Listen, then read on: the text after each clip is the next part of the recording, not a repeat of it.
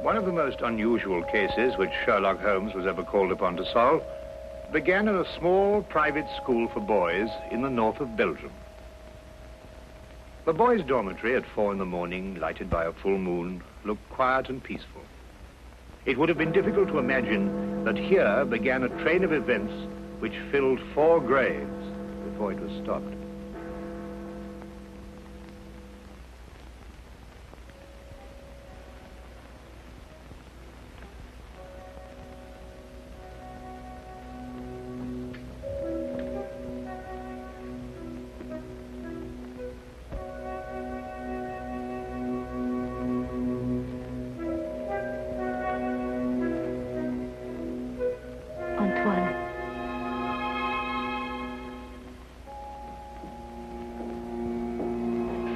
Antoine.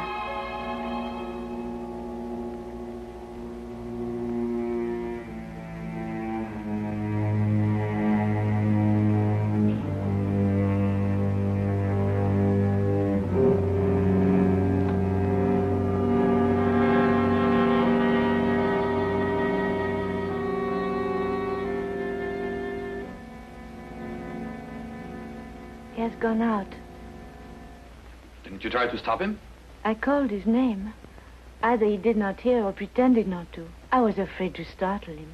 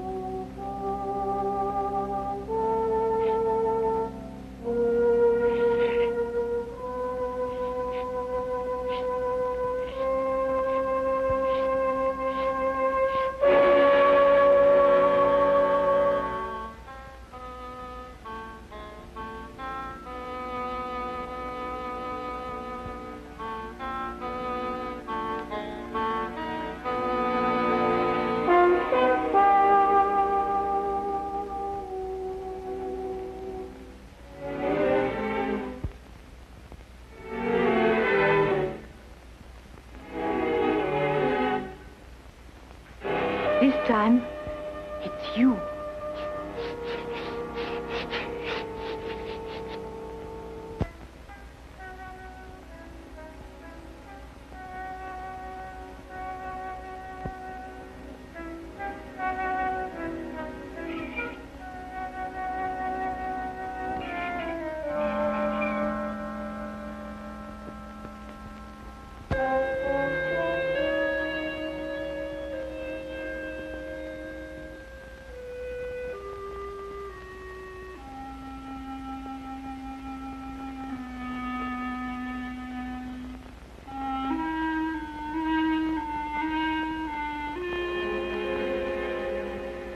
Monsieur Caroline? Is there anything wrong? No. Nothing, Antoine. Go back to sleep. What are you going to do? The police? It'll be the end of my career. Should have to close the school. Send the boy away? Would that stop it? I suppose not. It's horrible. 3 deaths in 3 months.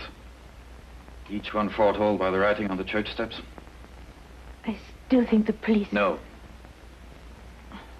But your own life. I've never felt in better health. And if I'm careful to keep out of drafts and avoid falling downstairs. How can you joke at a time like this? There's a man in London. He's solved cases even more hopeless than this. Sherlock Holmes? You thought of him? Let me write to him. And ask him to do what? To come here, investigate. Find out who is responsible for those deaths. And how a schoolboy can tell in advance who is next to die. And have the school invaded? Our teachers questioned? Our boys terrorized? I'll do my own investigating, Mlle. Grande. In my own way.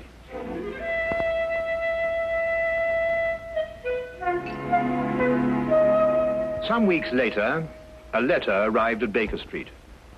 Holmes read it over once to himself and then aloud to me. Dear sir, it will be a source of eternal regret to me that I allowed myself to be dissuaded from writing to you sooner, Mr. Holmes. Now Mr. Caroline is dead of natural causes, the doctor says, though I am not sure he isn't mistaken. I pray that you will come to Arno without delay and lend us your assistance in putting an end to these ghastly occurrences. Respectfully yours, Marion Crawford. You deduce that the writer of the letter was young? I'll go further than that. I'm prepared to wager that she's madly attractive to boot.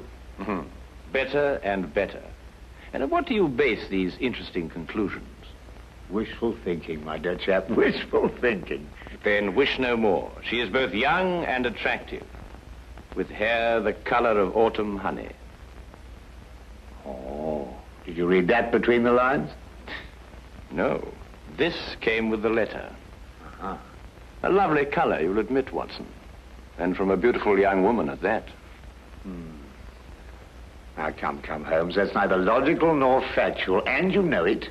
You aren't the only one privileged to think wishfully, my dear Watson. Bravo. So you're going to take the case? Yes, and if you pack for us both, I'll arrange for tickets. The boat train took us to Dover. By mid-morning the following day, Holmes and I were sitting in the headmaster's study at the Arno school in the presence of Mademoiselle Marion Grande, who was indeed extremely attractive, with hair the exact shade of autumn honey. Then you're quite sure you've told me everything, Mademoiselle Grande? That is only the matter of the old woman, but I don't think it's important. Well, let me be the judge of that, mademoiselle. Her name is Madame Sule. She's a harmless, feeble-minded woman who sells charms and love philters for the ignorant. Some have called her a witch. I see. And what is her part in this affair? She admits she went to see those whose names were written on the church steps and offered to sell them some charms against the evil omen. That's most interesting. Did any of the other victims purchase these charms? I can only speak for Monsieur Caroline. He did not. And what about the others? Were they persons of wealth? No. 2 were quite poor. The third one moderately well off. We have no really wealthy people here in Arno, Mr. Holmes. Except, of course, the Count de Passevant. You know the Count? No, indeed. I only happened to pass a carriage on the way boasting his coat of arms. However, I should like to have a word with this Madame Sule, if that can be arranged. You have only to go to her house. It's on the edge of town, on the North Road.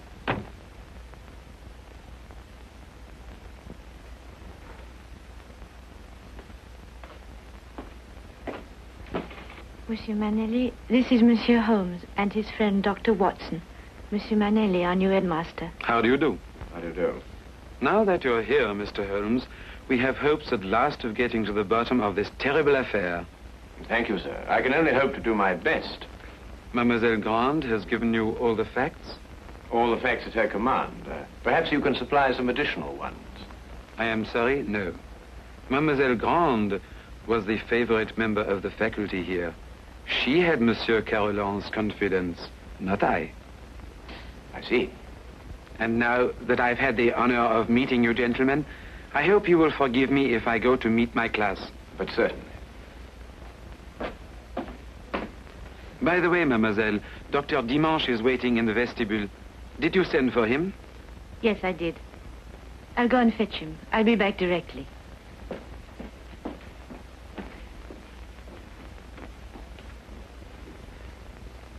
But the boy, Holmes, the boy, you haven't asked to see the boy.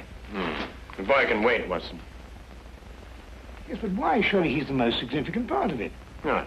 Because he did the writing on the church steps. Why, yes. Well, I suppose in that case you'd say that the chalk also had significance. No, that was just an instrument. Precisely, my dear Watson. Precisely.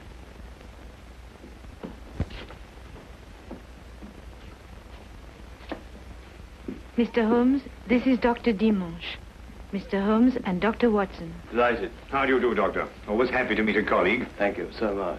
I hope I haven't kept you waiting. I came as soon as I got Mademoiselle's message. Won't you sit down? Thank you. Mademoiselle Grande tells me that you're the physician who attended Monsieur Carolan shortly before he died. Yes. My last examination of him gave me no hint of what was coming. I see. And yet you're positive he died of natural causes. There's no doubt about it. I believe 3 other persons died recently in Arno, shortly after their names appeared on the church steps. Did you attend them also? Arno is a small town. I'm fortunate or unfortunate enough to be the only doctor here. Previous to your present fortune, or misfortune, you practiced in Paris, I understand. I see Mademoiselle Grande has briefed you well. I told nothing of your past, Doctor. Then how do you know? Well, you dress with the flair of a Parisian. And if you've been living here any length of time, I should imagine you would have acquired a more homespun costume. I might have ordered these from Paris. On the income of a country physician. What do you think, Dr. Watson? Hardly likely, Holmes. Capital, Mr. Holmes. Your powers of deduction have not been overrated. But you didn't ask me here to discuss my clothes or my income. How can I help you? Dr. Dimanche, of what exactly did Monsieur Carolan die? Heart failure. Were you carried out to post-mortem? There's no need. The signs were obvious. I see. And you saw nothing suspicious, either in the case of Monsieur Carolan or of the other victims? Not one thing, Mr. Holmes. That's interesting. Perhaps you'd care to put forward a theory of your own as to the connection between the prophecies and the deaths. I have no theory. The explanation lies either in the most extraordinary combination of coincidences or in some sort of provision on the part of the boy, Anton. Do you believe in prevision or telepathy? Years ago, my professor at Salpêtrière did suggest there might be something in it. For myself, I don't know. I neither affirm nor deny. Then I believe you can tell me nothing more for the present, Dr. Dimanche. Don't hesitate to call on me again. Though I must go back to my surgery, I may have a patient waiting. You never can tell. I'll be here early tomorrow afternoon for the monthly examination, mademoiselle.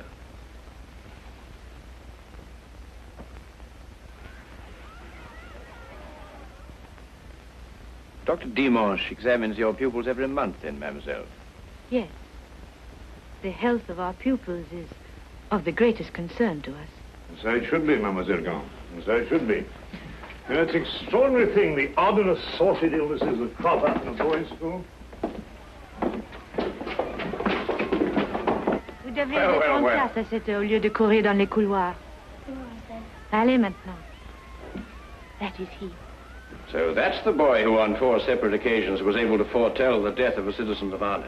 Well, there must be some logical explanation for it. There is, Watson, there is. Holmes, do you know how it was done? Yes, that part was simple. Our main difficulty will come when we try to prevent the 5th murder.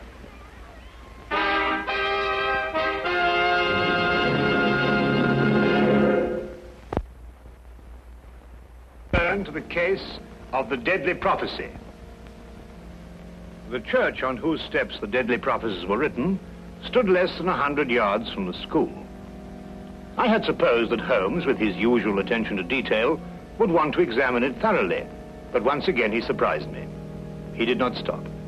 And I had a fair guess that perhaps he wanted to have a little talk with a certain Madame Sule. Come in. Madame Sule? Come in, come in. I was expecting you. I thought you would be. Sit down. Thank you. Do you know why I've come to see you? For help, naturally. Score 1 to her, Holmes. Let's call it information. Trifling bits of information such as how came the boy by his deadly prophecies? Whose hand was it made them come true? Suppose we start with a bit even more trifling. You offered charms to the victims. But how did you know who they were before they were struck down? There were no announcements made. If the Englishman will cross my palm with English gold, You'll tell me? I will give the Englishman a filter, warranted to make him see so clearly and think so lucidly that all mysteries will be revealed to him. Each is as potent as the belief of the one who buys and uses it. If those 4 had bought instead of turning me away, who knows?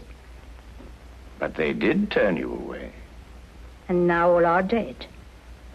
May I sell you a filter, sir? It will guard you against harm. Come, Watson.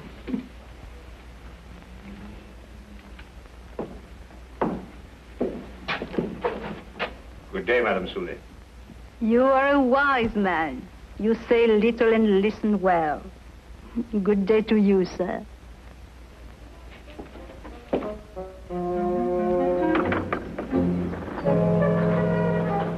Filters, bosh. We might be living in the Middle Ages. Not the Middle Ages, Watson, merely a small European village. Ah, Count Passavant, I believe. Oui, monsieur. How do you know? I saw you in your carriage, sir. Ah, are you enjoying your stay in our village, Mr. Holmes? Do you know me, Count? I saw you from my carriage. Ah, bravo, Count. As you say in France, touché. May I introduce my very good friend, Dr. Watson? Enchanté, docteur. How do you do, sir? Have you formed any conclusions, Mr. Holmes, as to the names that were written on the church step? Well, at the moment, Count, I must confess that I am more interested in the names that were not written on the church step. Mine hasn't been written on it yet. And I don't believe it will be. Tell me, sir, you know this village. Have you any ideas? I am not superstitious, Dr. Watson. I do not believe...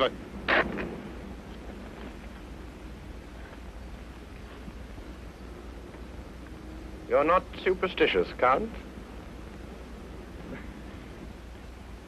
Madame Sule's filter, at least, can do no harm. Good day, monsieur. Good day.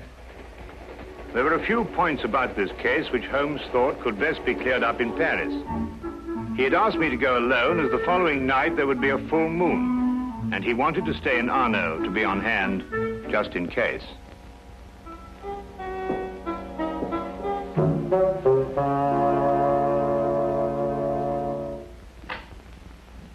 What is it? What's happened? Nothing at all, Antoine. You were walking in your sleep. Now, be a good boy and get back to bed. I can't. There's something I must do. Not tonight. Not tonight, Antoine. Yes, sir.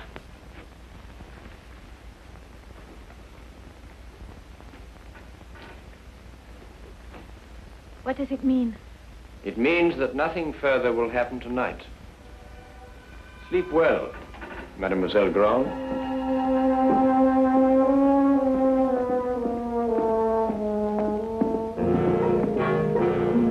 carriage came to fetch me at the station. Later, I found Holmes at the school.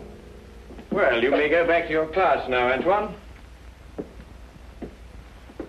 Well, Watson, did you have a successful trip?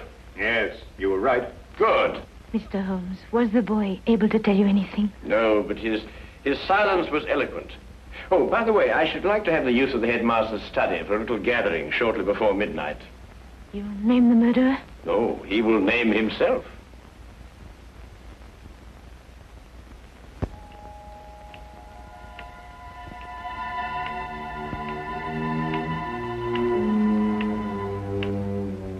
It's almost midnight, Mr. Holmes. Must we wait much longer? Ah, good evening, Count. I think you all know Count Passavant. Count, you met Dr. Watson in front of Madame Sule's cottage. Would you be so good as to take that chair, Count? I expect you're all wondering why you've been invited here at such a late hour this evening. Well, we are concerned with the murder of Monsieur Carolan and of 3 other citizens of Arno before him. Mr. Holmes, sure they died natural death. I happen to believe that they were murdered. Now, the question is, with what motive? Profit? But these were ordinary people of modest means. The murderer could scarcely hope to enrich himself at the cost of their lives. Now, a thought occurred to me, and I decided to go and see Count Passavant and ask him if his life had been threatened too. It has been. And this is the feature of the case that most intrigues me. Blackmail has often been the prelude to murder, but here, for the first time, murder became the prelude to blackmail. What was demanded of you, Count? 100,000 francs. And if you didn't pay? My name was next to appear on the church tips. So you see, extortion was the motive from the first. And to that end, an atmosphere of terror was built up by means of 4 successive murders. It would take a man of superhuman courage to resist. But, Mr. Holmes, the names were written by one of our pupils. What possible connection could an 8-year-old boy have with such a scheme? Yes, Antoine. Just an unwitting tool. Of whom? The blackmailer must be someone who could have poisoned 4 people. Don't distress yourself, Madame Sule. The killer meant suspicion to fall on you. But a person of your simple habits wouldn't play so dangerous a game. No. There is a suspect close at hand, who not only had an expert knowledge of poisons, but to whom the boy has been far more accessible.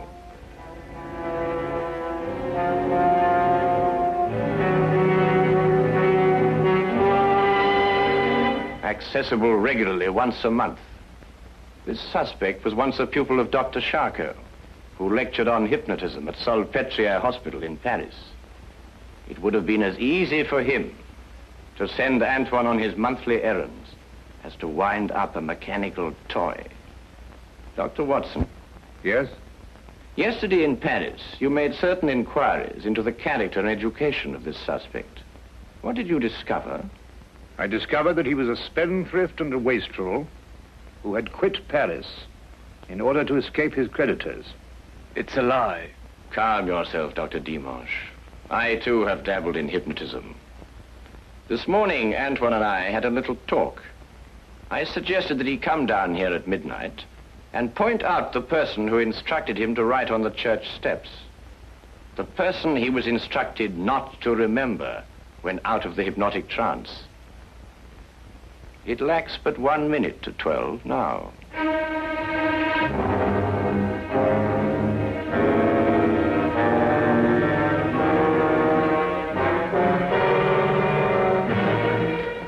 Stay where you are, all of you. Don't be a fool, Doctor. When I visited your office this afternoon to look over your stock of drugs, I took the very ordinary precaution of emptying the cartridges from your gun.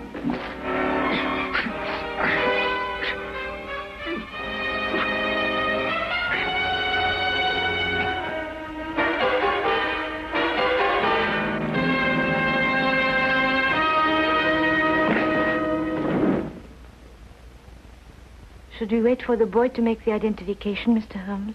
Mademoiselle, Mr. Holmes's deductions are always completely truthful and completely accurate. But the methods by which he achieves these ends are not always so straightforward. He said that he'd hypnotized the little boy to have him come here tonight at midnight. How did you know it was a bluff? You also said that the gun was unloaded. Oh.